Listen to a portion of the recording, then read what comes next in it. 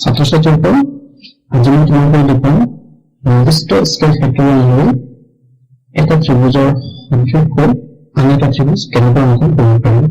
অৰ্থাৎ যদি আমাক এটা ত্ৰিভুজ দিয়া থাকে আৰু আমি আন এটা ত্ৰিভুজ আঁকিব লাগে যিটো প্ৰদত্ত ত্ৰিভুজৰ সদৃশ হ'ব লাগিব, লগতে এই নতুন ত্ৰিভুজটোৰ বাহুবোৰ প্ৰদত্ত ত্ৰিভুজটোৰ অনুৰূপ বাহুবোৰৰ এটা নিৰ্দিষ্ট অনুপাতত থাকিব লাগিব। এই নিৰ্দিষ্ট অনুপাতটো যিকোনো অনুপাত হ'ব পাৰে, যেনে ধৰা 3:3, 3:4 বা 3:5 বা 5:2, 5:3 যিকোনো ধৰণৰ অনুপাত হ'ব পাৰে। আমি অংকন কৰিব পাৰিম এই ত্ৰিভুজ। প্ৰথমতে মই এটা ত্ৰিভুজ বনাই লৈছো।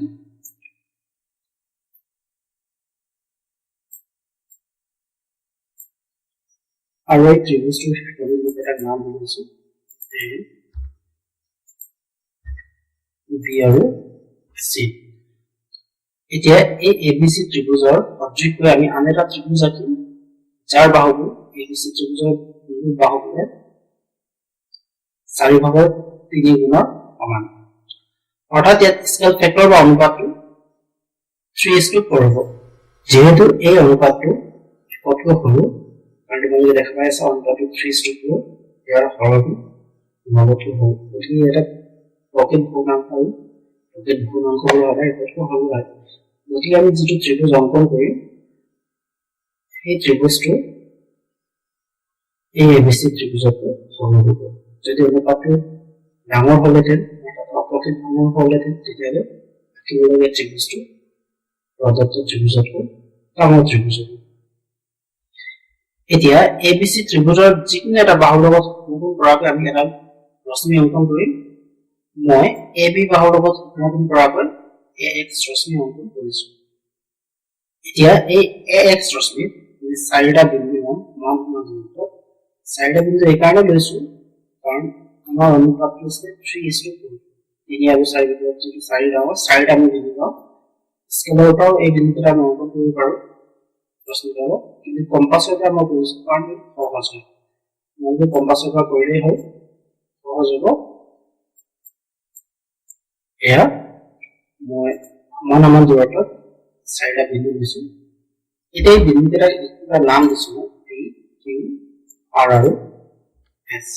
এডাল ৰেখাখণ্ডৰে চতুৰ্থটো বা শেষৰ বিন্দুটো যিটো এছ বিন্দু আৰু বি বিন্দু সংযোগ কৰি এতিয়া 3 নম্বৰ বিন্দুটো, আমাৰ ইয়াত আৰ 3 নম্বৰ বিন্দুটো এইকাৰণে কাৰণ অনুপাতটো আমাৰ 3:4 আছে।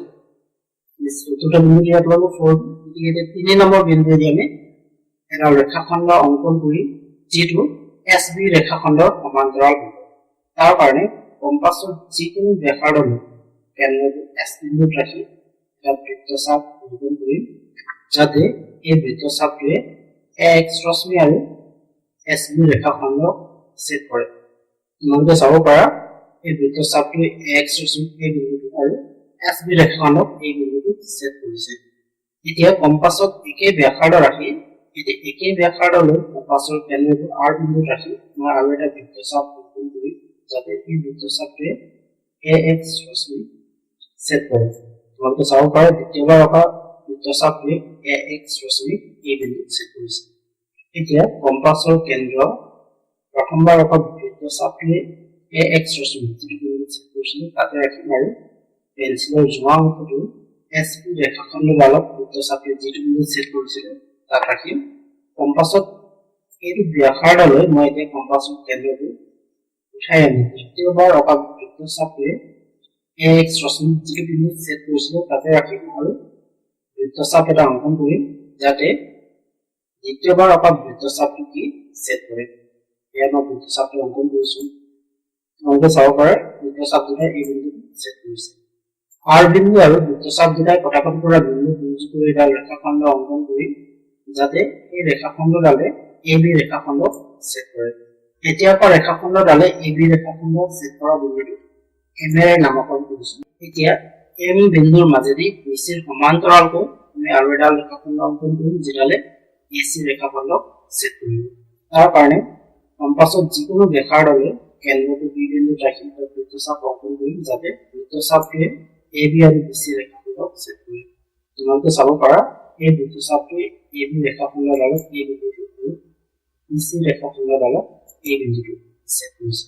এই ব্যাখ্যাটো ৰাখি কম্পাছৰ কেন্দ্ৰটো মই আনিম এম বিন্দু আৰু ইয়াতে আৰু এটা বৃত্তচাপ অংকন কৰিম যাতে এই বৃত্তচাপটোৱে AB ৰেখাখনক ছেদ কৰে এতিয়া মই কম্পাছৰ কেন্দ্ৰটো প্ৰথমবাৰ অকা বৃত্তচাপটোৱে AB ৰেখাখনক যিটো বিন্দু ছেদ কৰিছিলে তাতে ৰাখিম আৰু পেন্সিলৰ জোঙা অংশটো BC ৰেখাখনডালক যিটো বিন্দু ছেদ কৰিছিলে তাত ৰাখিম এই ব্যাখ্যাটো লৈ দ্বিতীয়বাৰ অকা বৃত্তচাপটোৱে AB ৰেখাখনক যিটো বিন্দু ছেদ কৰিছিলে এই বিন্দুটো কম্পাছৰ কেন্দ্ৰটো লৈ আহিম আৰু বৃত্তচাপ এটা অংকন কৰিম যাতে দ্বিতীয়তে অকা বৃত্তচাপটো ৰাখি কৰে ইয়াত বৃত্তচাপটো অংকন কৰিছো দেখা পাইছা তোমালোকে বৃত্তচাপ দুটাই পৰস্পৰক এই বিন্দুটো ছেদ কৰিছে এডাল ৰেখাখণ্ডৰে বৃত্তচাপ দুটাই কটাকটি কৰা বিন্দু আৰু এই বিন্দু সংযোগ কৰিম যাতে ৰেখাখণ্ডডালে AC ৰেখাখণ্ডডালক ছেদ কৰে এয়া ৰেখাখণ্ডডালৰ অংকন কৰিছো আৰু এই ৰেখাখণ্ডডালে AC ৰেখাখণ্ডক এই বিন্দুটো ছেদ কৰিছে